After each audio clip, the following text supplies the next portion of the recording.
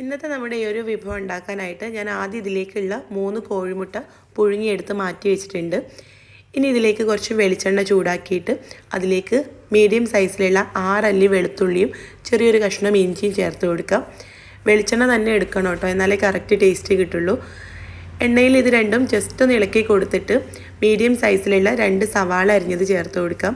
സവാള ഇതുപോലെ നൈസായിട്ട് അരിയണമെന്നൊന്നുമില്ല കേട്ടോ, വലിയ കഷ്ണങ്ങളാക്കി അരിഞ്ഞാലും മതി.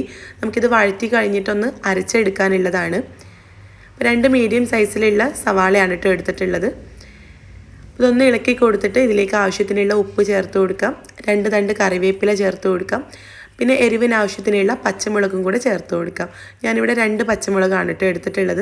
ഇതിലേക്ക് നമ്മൾ മുളക് പൊടിയൊന്നും ചേർക്കുന്നില്ല. പിന്നെ എരിവിന് കുറച്ച് കുരുമുളക് പൊടിയാണ് ചേർക്കുന്നത്.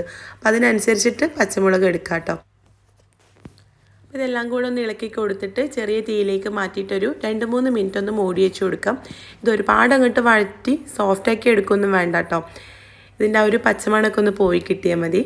അപ്പോൾ ഞാനിത് നല്ലപോലെ ഒന്ന് വഴറ്റിയെടുത്തിട്ടുണ്ട്. ഇനി ഇതൊരു പാത്രത്തിലേക്ക് മാറ്റിയിട്ട് ചൂട് പോകാൻ വേണ്ടിയിട്ട് മാറ്റി വെക്കാം.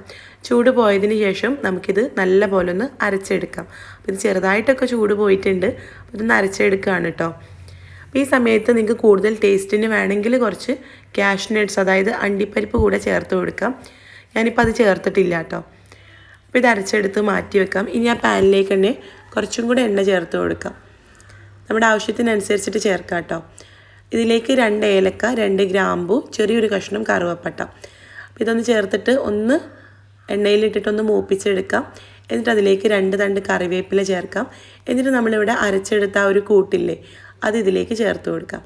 ഇതിലേക്ക് അണ്ടിപ്പരിപ്പ് കൂടെ ചേർക്കുകയാണെങ്കിൽ കൂടുതൽ ടേസ്റ്റി ആയിരിക്കും. ഇനിയിപ്പോൾ അതില്ലാതെ ആണെങ്കിലും നല്ല ടേസ്റ്റ് ഉണ്ടാവും കേട്ടോ. ഈ അരപ്പ് ചേർത്തിട്ട് ഒന്ന് ജസ്റ്റ് ഒന്ന് ഇളക്കി കൊടുക്കുക. നമ്മൾ വഴറ്റിയെടുത്ത അരപ്പായതുകൊണ്ട് ഒരുപാട് പച്ചമണമൊന്നും ഉണ്ടാവില്ല. അപ്പോൾ ജസ്റ്റ് ഒന്ന് ഇളക്കി കൊടുക്കുക. എന്നിട്ട് ഇതിലേക്ക് മസാലപ്പൊടികൾ ചേർക്കാം.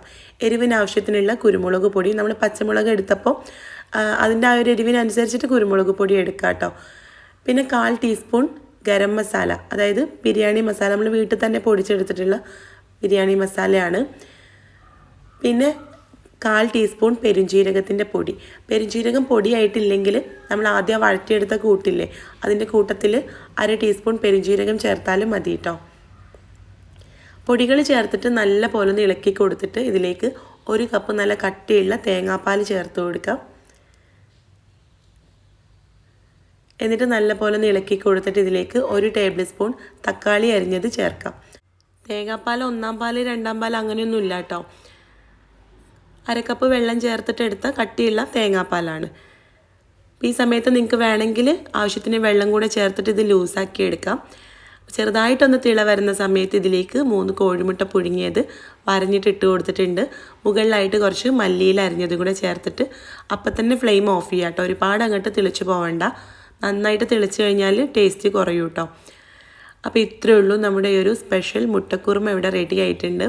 ഒരു തവണയെങ്കിലും നിങ്ങൾ ട്രൈ ചെയ്ത് നോക്കണം കേട്ടോ. നിങ്ങൾക്ക് നല്ല പോലെ ഇഷ്ടമാവും. അപ്പത്തിൻ്റെ, ഇടിയപ്പത്തിൻ്റെയും പത്തിരിയുടെ ഒക്കെ കൂടെ സെർവ് ചെയ്യാവുന്ന ഒരു അടിപൊളി കറിയാണ് കേട്ടോ. ട്രൈ ചെയ്ത് നോക്കുന്ന സമയത്ത് ഫീഡ്ബാക്ക് അറിയിക്കുക. കൂടുതൽ വീഡിയോസിനായിട്ട് നമ്മുടെ ചാനലൊന്ന് സബ്സ്ക്രൈബ് ചെയ്യുക. അപ്പോൾ നമുക്ക് അടുത്ത നല്ലൊരു വീഡിയോ ആയിട്ട് കാണാം. താങ്ക്